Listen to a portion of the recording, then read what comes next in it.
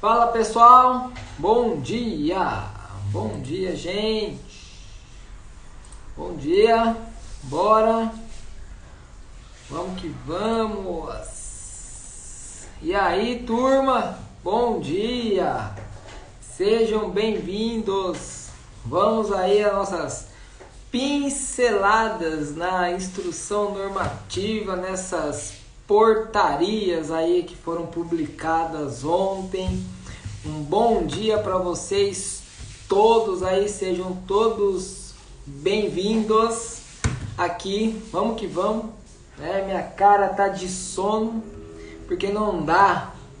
Quem faz direito previdenciário sabe que não dá para dormir. Previdenciarista não dorme. Bom dia, gente.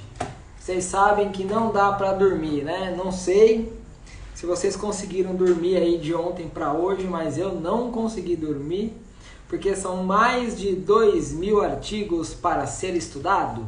Exatamente 2.282 artigos para estudarmos, né? Sobre a Instrução Normativa 128 e as suas portarias, a portaria 999, 998, 997, 996, 995, 994, 993, 992, 991 e a 990.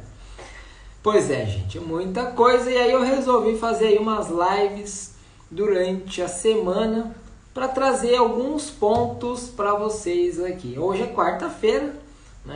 Não costumo fazer live às quartas-feiras, as nossas lives, né? Quando eu falo nossa, é eu e você. As nossas lives, ela está onde? Lá às terças e quintas-feiras. Às terças e quintas, e hoje eu coloquei aqui, vou colocar live hoje à tarde também. A gente vai fazer outra às 6 horas da tarde sobre outros pontos, amanhã também, né?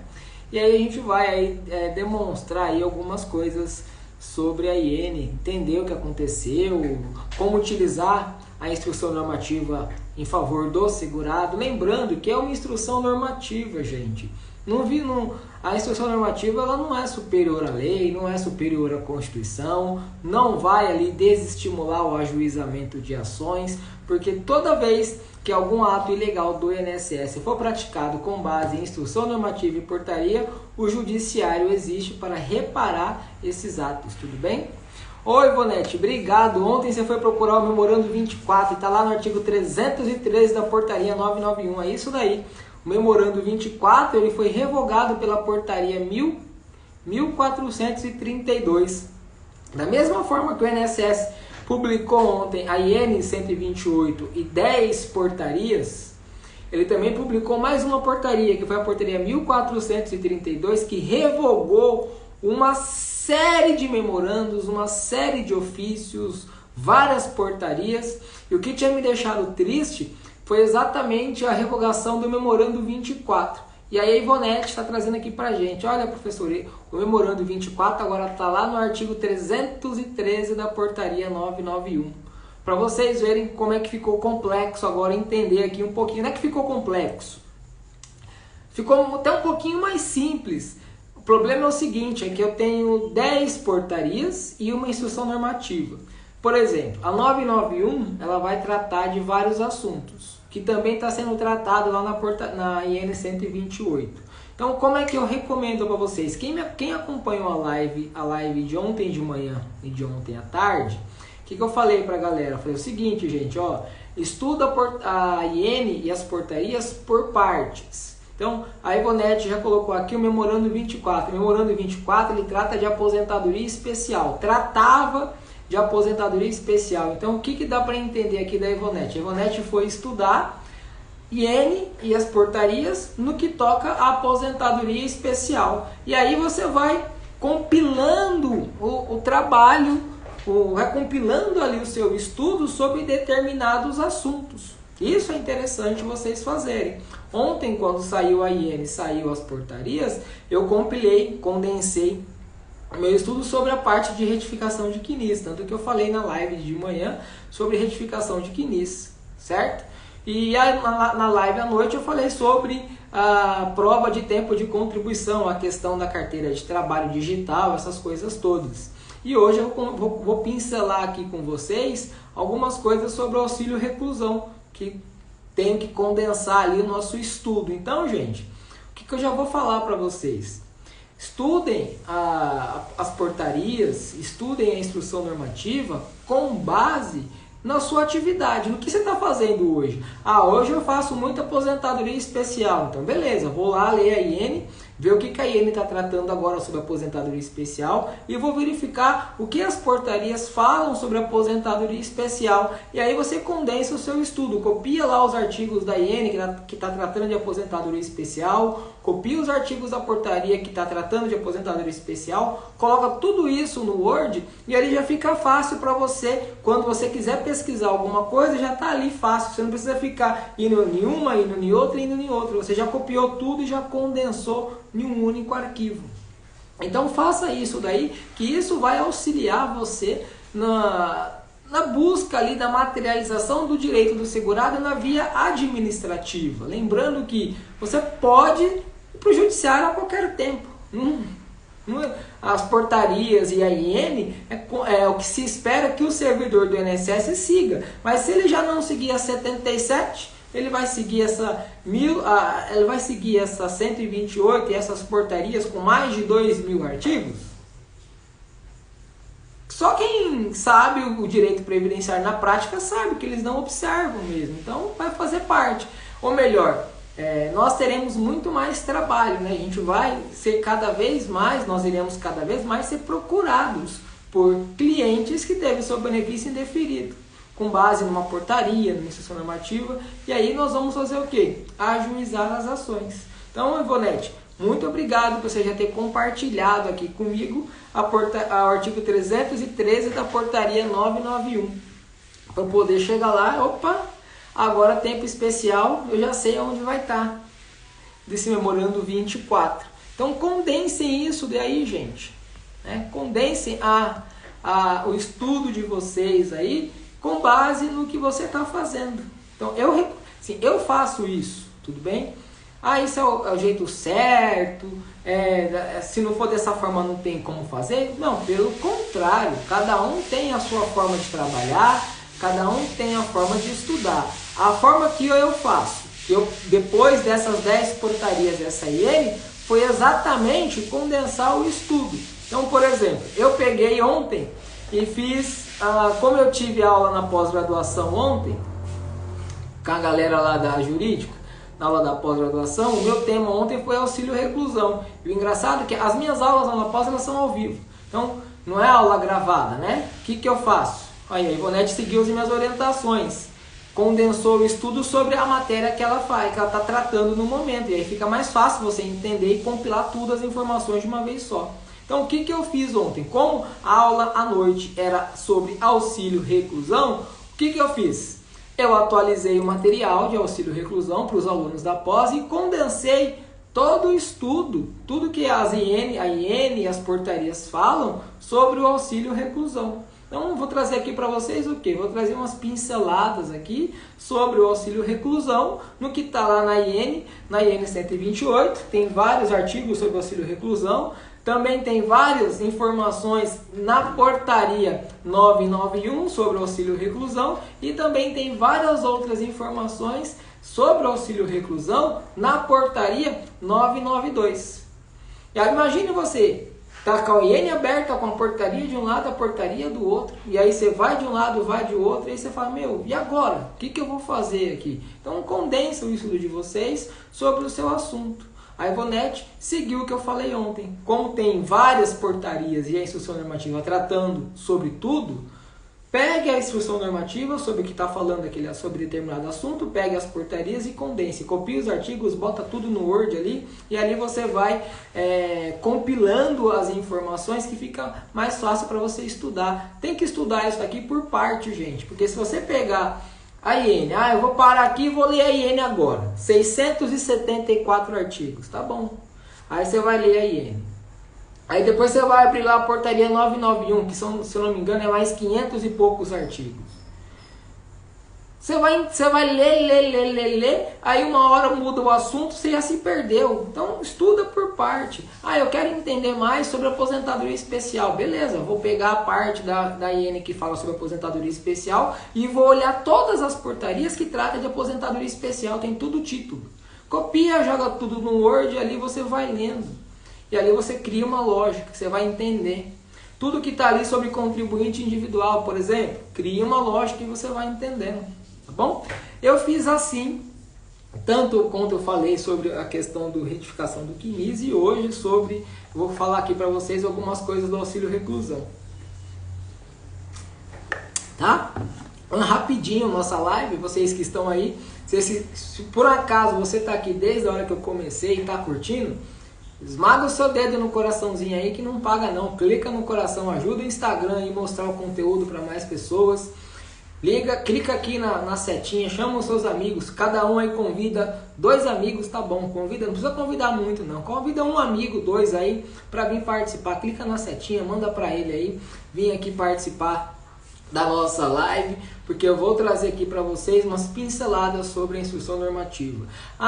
Ficou curioso do que eu acabei de falar para vocês? Ficou gravado ontem a live, tá salva aí no meu feed, tanto a live da manhã quanto a live que eu fiz à noite. Essa também eu vou deixar salva e da noite também eu vou deixar salva aí para vocês, quem quiser assistir, quem quiser compartilhar, fique à vontade. A única coisa que você precisa entender é que a IN e portaria nunca vai impedir o ajuizamento de ação. Nunca vai impedir você discutir as ilegalidades que tem, que eu já encontrei, principalmente no auxílio reclusão. Você nunca vai, ela nunca vai impedir você de discutir isso no judiciário. Pelo contrário, a judicialização vai aumentar ainda mais com a instrução normativa 128. Ela vai aumentar ainda mais. Tá? Então, pinceladinhas aqui para vocês sobre o auxílio reclusão. Sobre o auxílio reclusão, gente, algumas coisas ficaram mais claras sobre o auxílio reclusão. Por exemplo, no caso de fuga do segurado recluso. Foi recluso, tudo bem? Quando ele estava recluso, ele tinha qualidade de segurado e ali ensejou para os seus dependentes a concessão do benefício de auxílio reclusão, certo? Ele escapou, tudo bem? Ele escapou. O período que ele escapou, ele vai ficar ali na tabela de graça. E se ele for recapturado após a tabela de graça, os dependentes não terão direito ao benefício. Olha o que está lá na IN. Isso está certo, tudo bem? Isso agora está certo. Ele estava preso, foi preso, certo? Quando ele foi preso, ele tinha qualidade de segurado e aí atendia os demais requisitos e foi concedido para ele o benefício. E aí ele fugiu, tudo bem? Esse período que ele fugiu, começa a correr ali o período de graça. Começou a correr o período de graça e aí ele foi recapturado fora do período de graça, ou seja, ele foi recapturado fora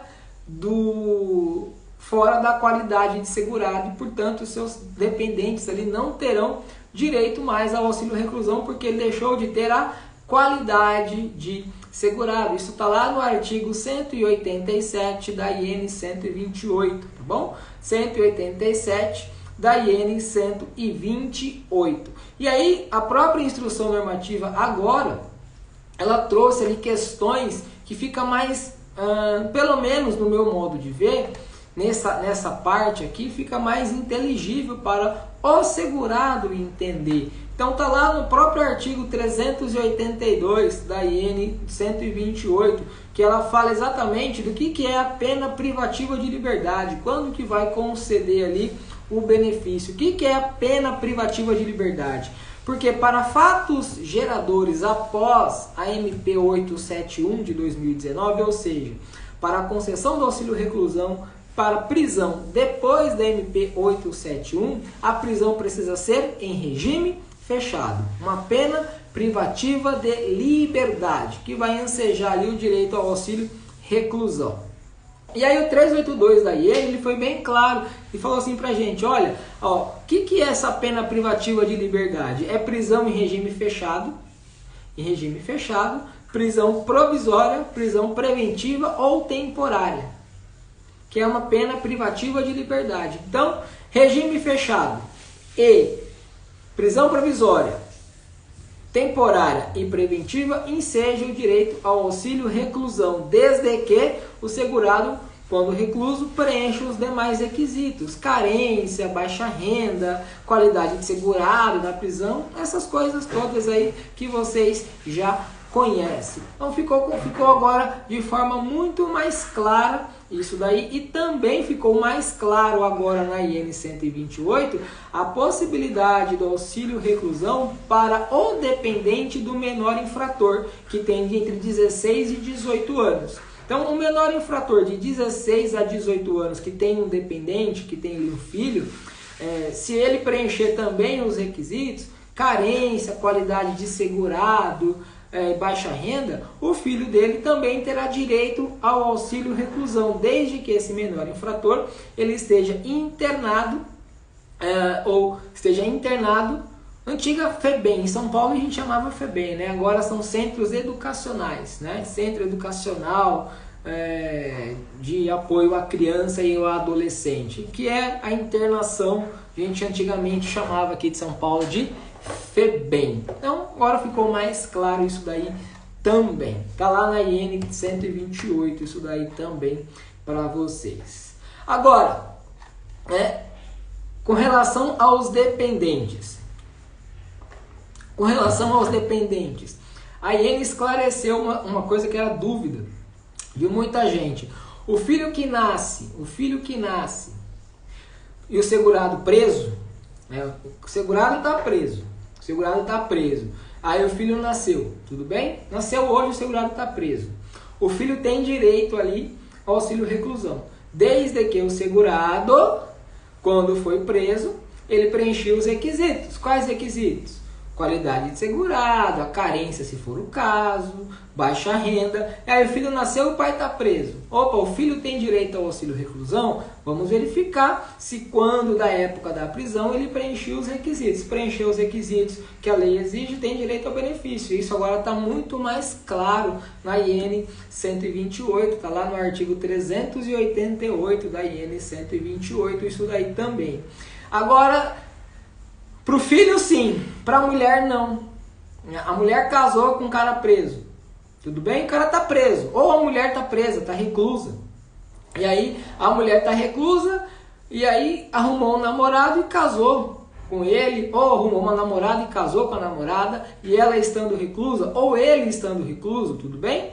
Ela ou ele não tem direito, porque a dependência econômica ela surgiu depois do fato gerador, depois da prisão, e aí ela não terá direito ao benefício de auxílio reclusão, porque quando ele foi preso ou quando ela foi presa, ele não tinha nenhum dependente, cônjuge ou companheiro, e por não ter cônjuge e nem companheiro, não tem direito ao auxílio reclusão se o casamento veio depois da prisão, e aí não tem direito ao benefício. Ao contrário do filho, se o filho nasce com um pai preso ou uma mãe presa, a partir do momento que o filho nasce, ele tem direito ali ao auxílio reclusão, desde que o pai ou a mãe, quando da reclusão, preenchesse os requisitos. Tudo bem? Tá, ficou muito mais claro agora lá na IN 128, artigo 338 e 339, 388 e 389. Certo? E aí a gente vai agora lá na portaria 991, que trata ali também do auxílio reclusão. Então você tem a própria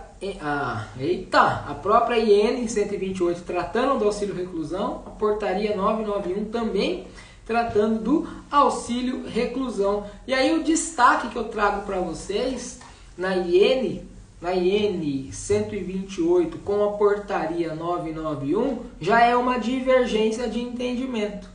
Porque lá na portaria, na IN 128, elas determinam o seguinte: a questão da baixa renda, né? A questão da baixa renda, a questão da baixa renda. A questão da baixa renda, que é um dos requisitos que veio lá, a forma de cálculo da baixa renda que veio com a MP 871. A forma de cálculo que veio com a MP 871 é que a baixa renda ela é considerada com base no cálculo das 12 últimas contribuições, dos últimos 12 meses de contribuições. E aí A IN 128, ela fala o seguinte, olha, se nos últimos 12 meses anteriores à prisão, o segurado não tem ali nenhuma remuneração, ele já é considerado de baixa renda. Isso está lá na IN 128. Aí a portaria 991, ela traz exatamente isso, essa informação, só que ela acrescenta um inciso. E aí a portaria já está contrariando o que está na própria instrução normativa. Provavelmente o INSS vai indeferir com base na portaria, que estaria errado, porque eu devo observar o quê? A instrução normativa. Então, se você vai lá na portaria, pega lá o artigo 521 da portaria 991, você vai lá no parágrafo 3º, e combinando o inciso 1º desse parágrafo 3º, que está assim, ó, considera-se baixa renda para fins do disposto nas alíneas B do inciso 2 e 3, o último salário de contribuição do segurado, tomado no seu valor mensal, que deverá ser igual ou inferior ao fixado lá na portaria ministerial vigente. Quando, inciso 1, quando não houver salário de contribuição na data do efetivo recolhimento à prisão, será devido o auxílio reclusão, desde que, e aí eu tenho aqui duas condições pela portaria 991, que não está na IN 128. Quais duas condições? Que não tenha havido a perda da qualidade de segurado e que o último salário de contribuição tomado em seu valor mensal na data da cessação das contribuições ou do afastamento do trabalho seja igual ou inferior aos valores fixados na portaria. Então, isso que está aqui na portaria 991, artigo 521, parágrafo 3º, ele choca com a IN 128, porque na IN 128 ela deixou bem claro que eu tenho que observar os últimos 12 meses, né? Nem as últimas 12 contribuições, é os últimos 12 meses. Eu observo os últimos 12 meses. Se não tem nenhuma contribuição nos últimos 12 meses, eu já considero o segurado de baixa renda. Está na IN 128, que na verdade também, o que está na IN 128 é o tema 896 do STJ. Eu até coloquei no meu story ontem isso daí. E aí você também tem esse mesmo entendimento na portaria 992. Se não me falha a memória, também está isso lá na 992. Deixa eu ver se está na 992. Esse conflito. Ai, gente. Então é assim, é por isso que eu falei para vocês, venho falando desde ontem, precisamos estudar a IN e as portarias junto, não dá para estudar elas de maneira isolada. Então você vai condensar o estudo, você vai pegar a IN 128, por exemplo, você vai pegar aqui na IN 128 o artigo 383, parágrafo 5º. 383, parágrafo 5º, da IN 128. Quando não houver salário de contribuição, no período de 12 meses anteriores à prisão, o segurado será considerado de baixa renda. Então você observa, a IN 128, artigo 383, parágrafo 5º. Quando não houver salário de contribuição, no período de 12 meses anterior à prisão, o segurado será de baixa renda. E aí nós vamos lá na portaria 991, artigo 521, parágrafo 3º. Considera-se de baixa renda o último salário de contribuição do segurado tomado pelo seu valor mensal. Peraí. O que prevalece? É a instrução normativa ou é a portaria? A instrução normativa está bem clara. Se nos últimos 12 meses anteriores à prisão nos últimos 12 meses, eu não tiver salário de contribuição, o segurado é de baixa renda. Aí vem a portaria e fala assim, ó, baixa renda, eu vou observar o seu último salário de contribuição. Isso estava onde? Na IN 77. Eles copiaram o artigo da IN 77 e jogaram dentro da portaria 991, no artigo 521. Só que a IN 128, ela já tratou, olha, o segurado de baixa renda é aquele que nos últimos 12 meses não tem ali nenhum salário de contribuição e não o último salário de contribuição. E aí a medida provisória 871, que alterou a regra de cálculo para ali considerar como baixa renda, em nenhum momento a medida provisória, tampouco a lei 13.846, tratou do último salário de contribuição, que para fins de baixa renda eu tenho que fazer a média das últimas 12 contribuições. É o que está na MP 871 e na lei 13.846, eu tenho que fazer a média com base nas últimas 12 contribuições. Quais são as 12 últimas contribuições? Aí eu faço a média. Agora, a IN 128, ela já falou diferente. Ó, a média, eu vou olhar os últimos 12 meses.